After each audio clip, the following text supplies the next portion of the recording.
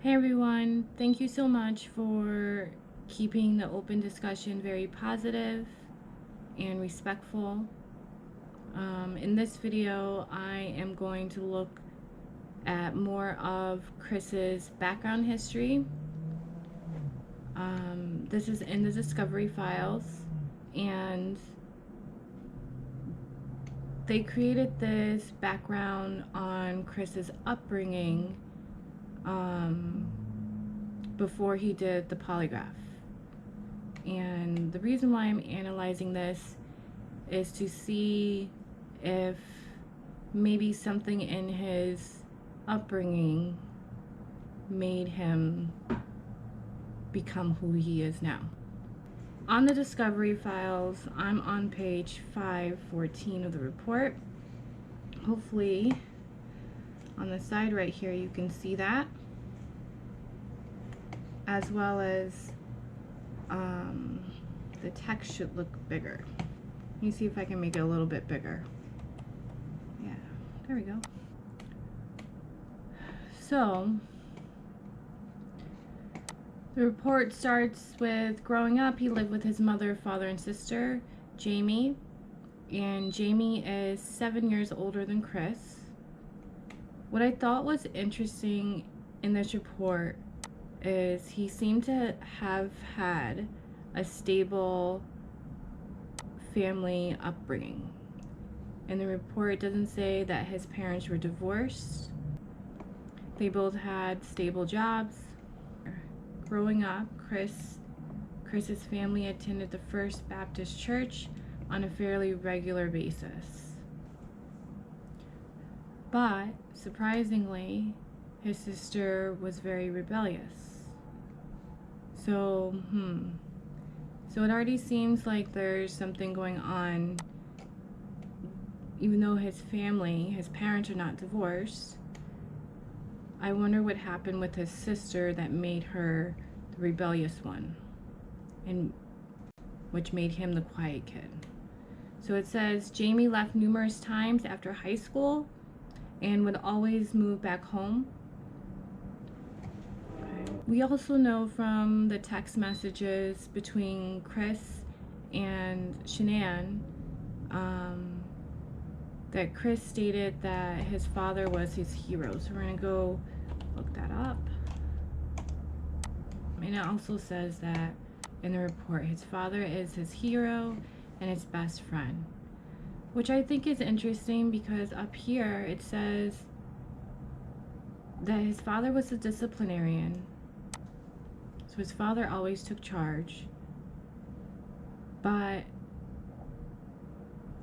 he struggled with substance abuse after Chris moved out.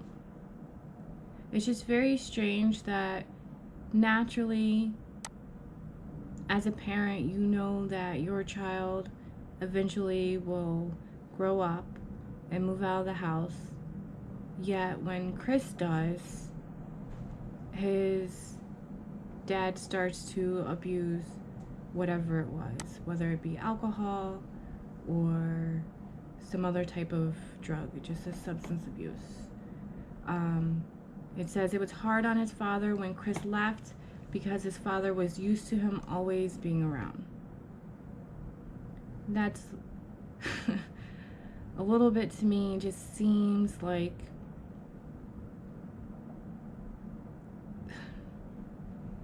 that his parents were, or at least his father was, very overbearing. Or not, I don't know if the word is overbearing, but his parents were very attached to him.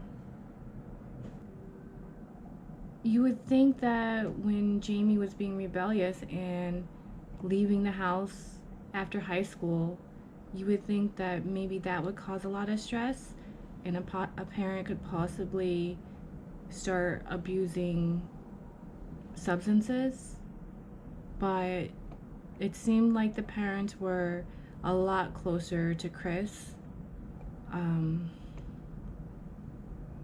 Jamie, at least to me, in my opinion, which I found really interesting because we learned from North Korea, or as some of you like to call the bit on the side, that Chris told her that his family started to ignore him while in North Carolina because of the arguments that they had with Shanann and how they were not getting along with her. So you would think that because the family was so close, Chris and his father, Chris and his mother, in my opinion, using the tactic of ignoring him created a lot of pressure on him or to do something about his relationship, but it was also used as a tool to control him. So when I think about Chris's state of mind prior to the murders, in my thinking, he has the pressure from his father.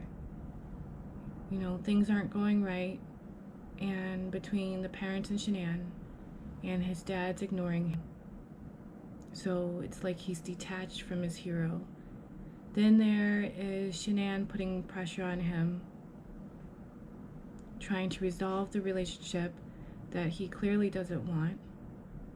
And Nicole putting pressure on him because she is in love with him or 100% for him, and he sees that he could have a new life with her. How those different types of pressures can make somebody crack. It seems to me, in my thinking, that Chris wanted to please his parents, especially his dad, and he also wanted to live his new life with Nicole. In a way, unburden himself from what was causing him so much stress in his life. This is page 562 of the Discovery Files. This is August 5th, and a text that Shanann said that she had sent to Chris that I found interesting, that continued to put pressure on Chris to shift into the killer that he is. So here it is. She texted, "From the day I left, you never said I missed you before I said it. Something changed when I left. You may be happier alone, and that's fine. You can be alone. This pregnancy you have failed to acknowledge it or to acknowledge how I'm feeling. The first trimester is the scariest and most dangerous yet. We can lose this baby at any point till delivery." This is a very interesting statement because it kind of foreshadows about Shanann and the baby. "I'm not going to be treated this way for having the balls to protect our family and kids. I should get a gold effing medal for handling it the way I did, because I had a lot of choice words I wanted to say to her and your dad for his stupidity." Now, when I think about this message, this text message, I can understand Shanann's anger and her passion to, you know, keep her kids safe and trying to get Chris to understand that his parents are in the wrong. To Chris, his dad can't do any wrong. And so when I'm thinking as if Chris was reading this and he's reading the words, "I wanted to say to her and your dad for his stupidity," this has got to be something that could have triggered the change in his mind. You know what? I don't want to do this anymore with her, and I want my new life now.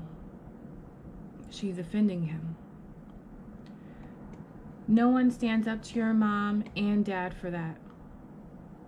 Right? Chris always takes their side.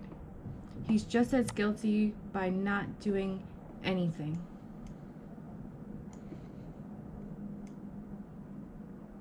It's a very powerful statement. He's just as guilty by not doing anything.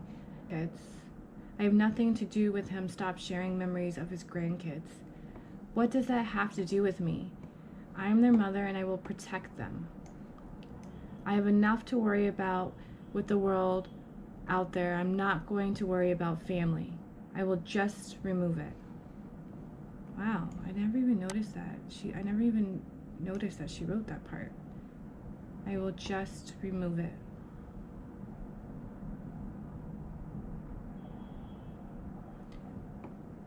Wait, did she let me go back. Did she send this to him? Shanann sends text that she said she sent to Chris about the incident in North Carolina between her and his parents about their children. Shanann is not sorry for what she said to his mother and says that she loves her kids. Shanann then also addresses the distance between her and Chris in the text. So yeah, she did send it to him. That she says she's not going to be ignored and not loved. She was fighting really hard for this relationship to keep everybody together. But when I think about this message and if I think about Chris reading this statement right here, I will just remove it. I have enough to worry about with the world out there. I'm not going to worry about family. I will just remove it. Could have, you know, I don't know. It could have given him pause, second thoughts. Shanann told Cassie that is what she texted Chris in the middle of the night. Cassie asked what Chris said. Shanann said he said nothing. And then she said he replied that he loves the kids. He doesn't say that he loves her, but that he loves the kids. Even after this whole message where clearly she's very emotional, right? He continues to do an emotional torture. He says he loves the kids. She's saying, you don't even say that you miss me. He doesn't even mention back that he loves her. And then he goes on to say that he goes on to ask if the kids can see his parents, completely ignoring everything that she said. And she told him no. She's gonna stand her ground. So this all took place on August 5th.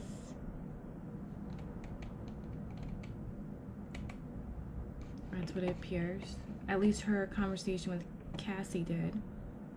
Or Casey. I would think it's Cassie, but if I'm wrong, I'm sorry about that. This is all right here speculatory, but remember that this is a subjective analysis and a subjective commentary. So in moving on, it's not until the 8th when Chris tells her that he doesn't want the baby and they are not compatible. So let's look that up. All this is on page 562 of the discovery file. Now, when we think back to the argument that Shanann had, or the disagreement that Shanann had with his parents, and then his dad ignoring him, to me, in my opinion, it makes sense that Chris is not holding back anymore. On August 8th, Shanann posted a picture on her Facebook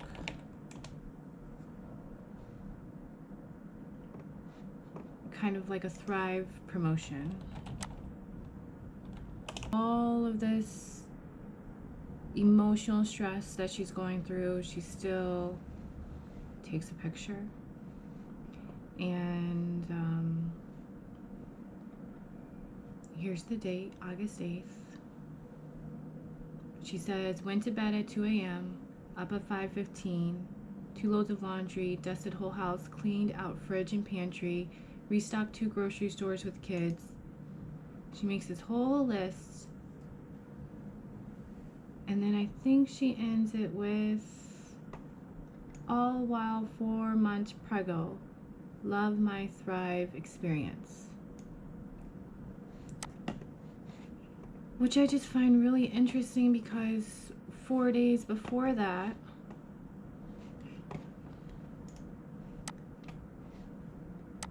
North Korea is searching her up on Facebook. So, when I think back to the interrogation video,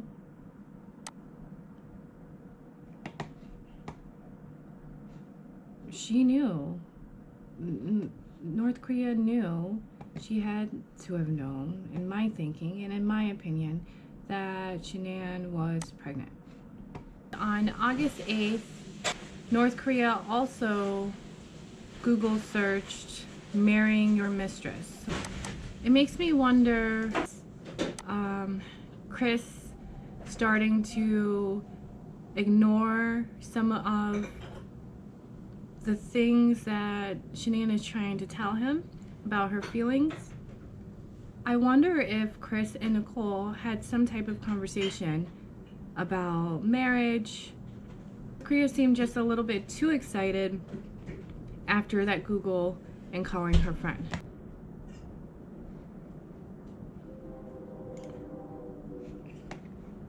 Alright, this is page 1925 of the Discovery Files, where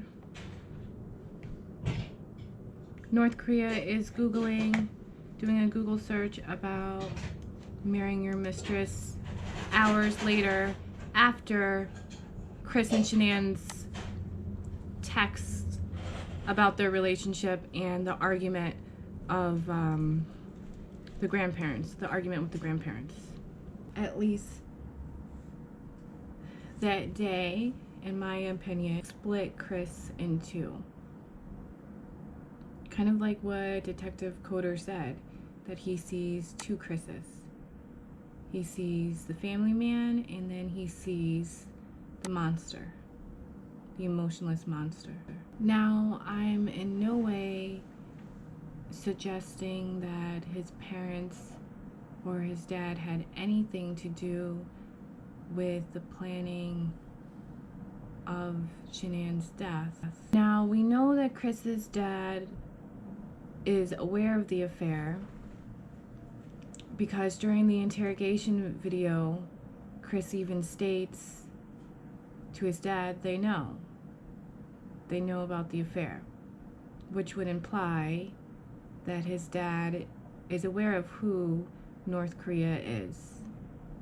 Now, when I think about Chris and his dad's relationship, they're best friends. He's his hero. They tell each other everything, probably. I just wonder if the dad encouraged his affair. If you think about Chris, and he's trapped between these two worlds, whether to, commit these acts of evil or stay, the doting husband. If his dad is encouraging, this is my opinion only, but if his dad is his best friend and his dad is his hero, and if he is in a way saying that it's okay that he's in an affair, then it kind of, in my thinking, shows me why Chris would do the things that he did. Because who is he going to listen to? Shanann or his dad, who's the hero? So this is my thinking on what probably sparked the events which led to Chris annihilating his family. Let me know in the comments below If you feel the same way, remember that this is an open discussion, so it's okay if you disagree with me. But I also want to say thank you so much in the last video for keeping the comments very respectful and very positive. And this is ThatBe, and I hope that you will like and subscribe. All right, good night.